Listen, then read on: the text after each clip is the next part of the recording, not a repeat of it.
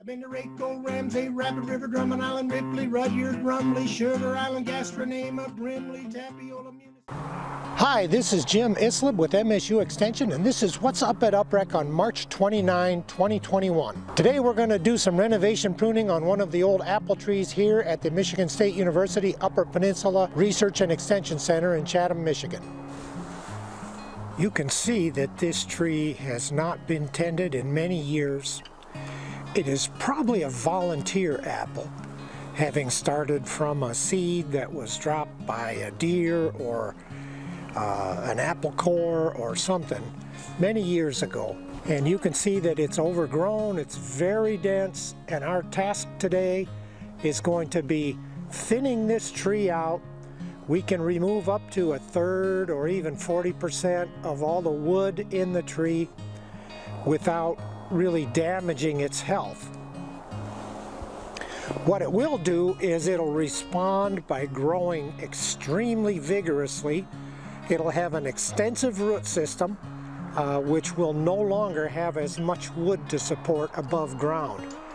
So it's very similar to applying nitrogen fertilizer when you prune very hard on an established, healthy tree like this. So let's get started. Just a few words about the tools that we're going to use today. You see I've got my homemade orchard ladder here. This is a tripod ladder. It's safer than a step ladder or a regular two-legged ladder. It's much more stable on uneven ground. It was an inexpensive project to build. I have the plans from an old farm carpentry book. I'd be glad to send them to anybody that wants them. My email is included in the video. I also have a variety of saws. Now you'll notice I'm not using any power tools today. A lot of people don't have power tools, and I prefer not to use them. A tree like this, if you are good and safe with a chainsaw, this would be a good candidate for using a chainsaw. It'd save a lot of time. But instead, I'm just going to use a bow saw. I call this a camp saw. I have a couple different sizes. I also have a little higher quality saw. This one has an adjustable blade, so I can set it at different angles. It's made by a company called Baco.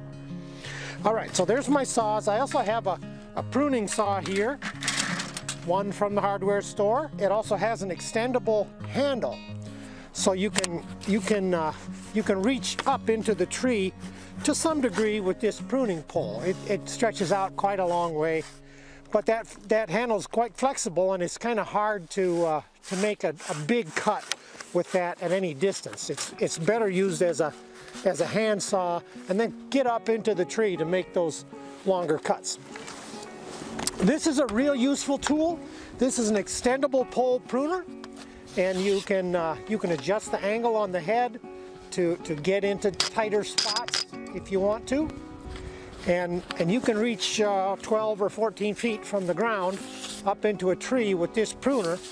And then to activate the cutter, it has a sliding handle here. So that's a very, very useful tool.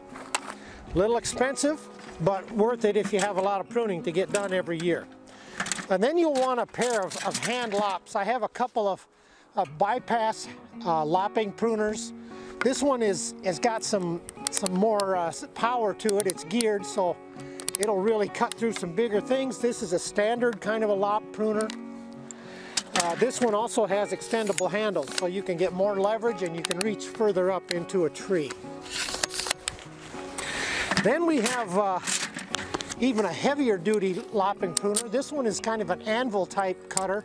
It's not bypass, but for a bigger limb to save time, we wouldn't have to saw. This will cut through things 1 inch or so in diameter, maybe 1.5 inches, pretty easily. Then I have this is a real nice little pruning saw. Got it at a thrift store and had it sharpened by a local saw sharpener. A very nice little pruning saw. You want to keep your tools sharp. If you have a healthy tree, disinfecting with a 10% bleach solution between trees is a good idea. If the tree has had fire blight, it's a good idea to disinfect between cuts. Adds a lot of time to your pruning, but you'll be sorry if you spread disease all over your tree. We also have some smaller hand tools, which I'm not going to use very much on this tree because we've got big changes to make on this tree. Not going to try to do a lot of fine work. In following years with follow-up maintenance pruning, it'll take 2 or 3 years to get this tree calmed down so it quits regrowing so vigorously and the root system and the top growth gets back into balance. So you can plan on probably 3 years of corrective pruning to keep this tree from developing too much vertical growth and becoming too thick, and it's going to take annual maintenance pruning every year after that. And a little folding saw. When I'm doing maintenance pruning, those are my 2 main tools. But for this type of pruning, the saws are really where we're going to start. There are some pretty easy choices here. This big 4 or 5 inch branch that's growing up out of another branch and then curling around down here, that's got to come out right away. These limbs that are big, that are growing up into the top of the tree, we're going to remove some of that. That'll thin the tree out a lot. Our first thing is to make big cuts and remove large limbs so that we don't end up spending a lot of time making small cuts and then deciding to remove a whole large limb. One of the first things we have to do here is remove some of this wood that's down low so that we can get in and navigate around in these lower branches. So let's start with cutting out, making a couple of big cuts. We're going to take this whole lower thing right out of here, save this upper branch. All right, there's one good sized chunk. There's a lot of cleaning up needs to be done on this tree just so you can get in and move around. Anything that's dead, like these little limbs I'm taking out right now, anything that's growing down toward the ground, branches that are growing right on top of one another, crowding one another, they can be cut out. This is a nice vigorous tree. It's got a lot of life in it. And there's no reason it shouldn't be very productive. I don't know what variety it is. If it's a volunteer apple, then it's probably not any particular variety. But in this area, in the central UP, there was a lot of Duchess of Oldenburg apples planted by early farmers. I've created an opening here, the initial opening into the center of the tree, so I can get in here and work. And you'll see we got some vertical limbs. These are going to come out of this tree. We need to open it up. This one's growing vertically out of a branch and then right through the middle of the tree. That's got to go. Some of this other material that's in here I am going to cut out while I'm in the center. I'm not going to video the whole business. It'll take too long, but we'll come back and see what I've accomplished in a little bit. You can see that I'm being very aggressive with this pruning today. This is an old, neglected tree, badly in need of renovation. To open it up, to remove structural branches that are crowded and in the way and rubbing and crossing. Old timers like to say, if you can take off your hat and throw it up in the top of the tree and it'll come down through the branches without getting caught, it is thinned out enough. This is a good example of a limb that's growing right above another limb. That bottom limb is coming off. Low branches like this one here have no use really. They get in the way if you're trying to mow around an old tree, or you're simply trying to get in to pick apples or pick up deer apples. So that low stuff is coming out, and I need to thin up this side of the tree. So I'll get busy and then I'll come back and we'll pick up there. We've made a lot of progress thinning out the bottom of this tree. Removed a lot of dead branches, removed a lot of extraneous branches, and made a lot of major cuts. The middle of the tree is wide open now. There's still some thinning out to do on a couple of branches, and I'm going to proceed with that right now. This is about the right time of year for pruning. It's the end of March, first week of April or so. My rule of thumb is when you can move around, there's not too much snow left on the ground, that's a good time to prune in Alger County. You may be someplace where there's not as much snow as we get here. But if you wait too long and the buds start to swell up a lot, then when you pull out all of these great big overgrown branches, you'll be breaking off a lot of buds. And that won't really hurt the tree, but it will break off a lot of flower buds and you won't get as much flowering. This spring, this tree is going to flower normally, and this tree should bear fruit this year. But it's going to grow like crazy vegetatively in response to this heavy pruning. We're going to not have very many flower buds formed for the following year. The year after this, we will not have very much fruit. Matter of fact, for 2 or 3 years we won't have very much fruit because the tree will be growing vegetatively. We try to make our cuts just into the collar at the base of the branch, and that will lead to good healing. MSU does not recommend painting these cuts with wound dressing or latex paint. That just simply seals in moisture, gives insects and diseases a better chance to get established. I'm going to select branches that I can reach in case I want to pick fruit later. I don't want the branches extending out too far. I'll leave some of these side branches, but not all of them by any means. Some of these cuts are no-brainers. If they're dead, it's got to go. If it looks diseased, it's got to go. But otherwise, you have to make decisions about what's too crowded, how much do I want to open up, what do I want to leave, and what do I want to take. And frankly, this tree wasn't worth a hoot, as overgrown as it was, except maybe for deer apples, which is okay. A lot of people want their apple trees just for that purpose. But anything that's going to be completely shaded really ought to be removed. Okay, let's just get this stuff out of the way. Okay, you can see how open this is now. This is getting to be a very big brush pile. And these cuttings are a reservoir for insects and disease, and they really need to be hauled away from the apple tree. Best if they're burned or buried, at least hauled some distance away. We're back to finish pruning up this tree. The weather changed yesterday with high winds, so I put off finishing the tree until today, March 30th. You can see it's a little warmer. It is still breezy, but the snow is all melted. Before we start, let's just take a quick walk around, have a 360-degree look at this tree. One thing I noticed as I worked on it yesterday is that it has a double trunk. That trunk comes up out of the ground and splits. And basically, we could have 2 separate trees here. So I'm continuing to prune with that idea in mind that at some time in the future, one of these trees might need to be removed. So we'll keep some vertical growth intact out of each of those trunks.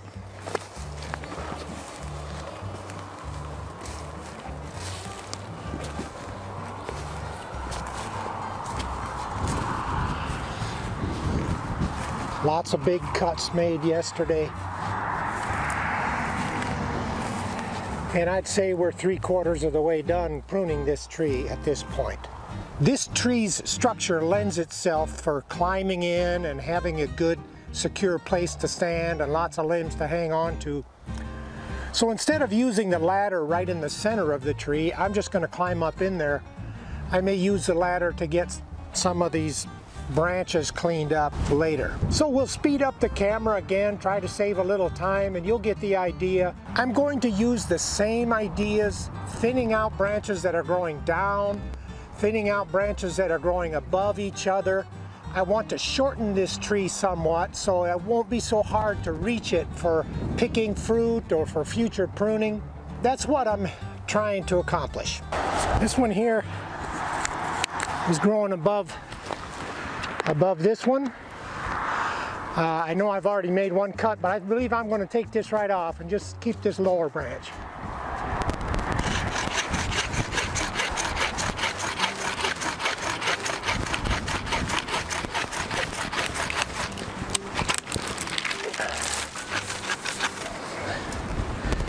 All right, that's a fair amount of work on that particular area of the tree. I need to get over there and clean that part up. Maybe I can get that with the ladder. Let's see if there's anything I can reach. Over on this side, it's too thick here. These branches, some of them need to go. That'll be easy enough to accomplish.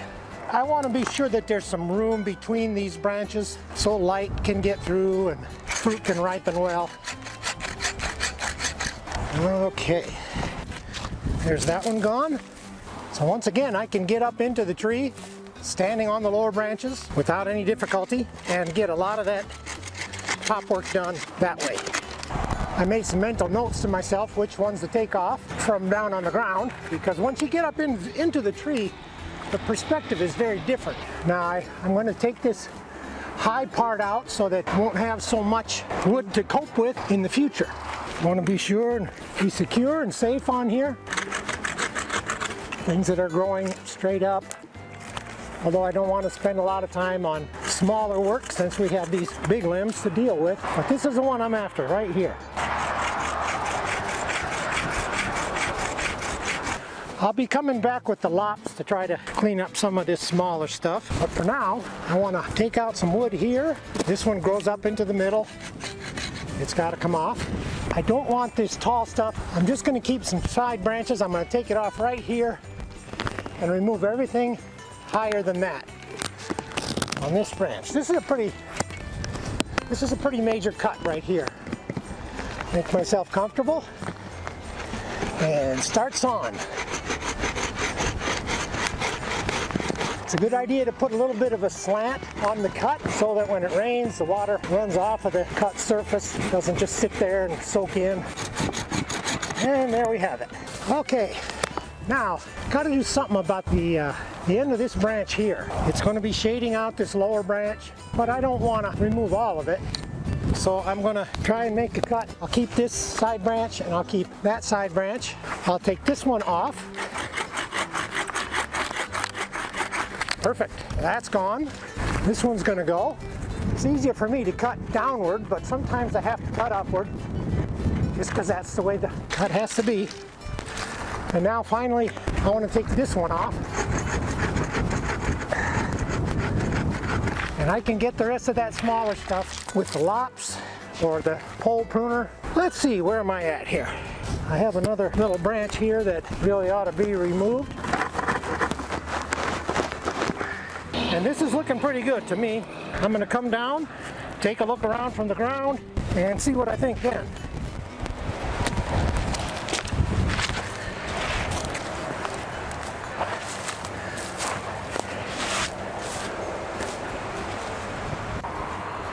Well, here's our tree with all of the major saw cuts made.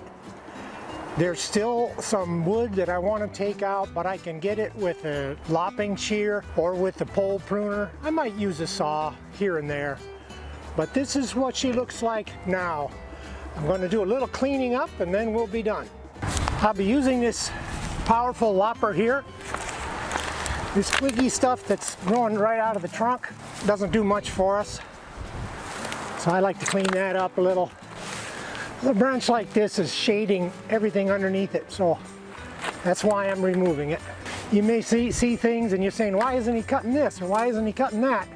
Well, there's always next year. We continue working our way around the tree. Here's a dead branch. Okay, that one looks pretty good there. This one here needs a little thinning out. This branch is too crowded. This one hangs low, and if it gets full of fruit, it's going to really hang low. Okay, I think I've accomplished everything I can do from the ground, so it's time to get my ladder. Okay, we'll take off some of these larger branches that are shading the ones below. Okay, that one I'd like to get off. There we go. I don't like this one. I'm going to extend my pruner so I can reach a little further. Take that one out. And maybe I'll get this one here and this one underneath, and we'll call that good enough. And since I have my hand shear handy, I'll just snip it off with the hand shear. There's meristematic tissue at the base of those little side branches, and the tree will sprout vigorously from that tissue. Some of this stuff that's growing underneath really ought to go. I'll take off this piece right here and just leave some of this smaller stuff on top. Okay, that's enough for that branch. All right, this is now the highest part of the tree. You know, I think I'll take it even further back than that. I'm not too real timid about taking some of it down. I don't like the tree to be real tall. That's going to come off. And this piece right here is going to come off. Okay, we're going to use the pole pruner to do a little bit of thinning, and you'll see how convenient this tool really is. You give up a little bit of accuracy for the convenience. I'm going to extend the pole pruner a bit. Let's see if I can get in there and cut that. All right, this one is too crowded. This one is too long. This one grows over top of the other one. Well, right here. There we go. And lo and behold, that's pretty good. This fine work is not very important when you're doing a major renovation. The idea is that you'll be back working on this tree every year. You'll have plenty of opportunity to clean up little things that you might have missed, especially this stuff that jabs you and pokes you when you're climbing into the base of the tree. Okay, I say we're done. We want to clean up all the brush that's laying around, get it in a pile so we can haul it away.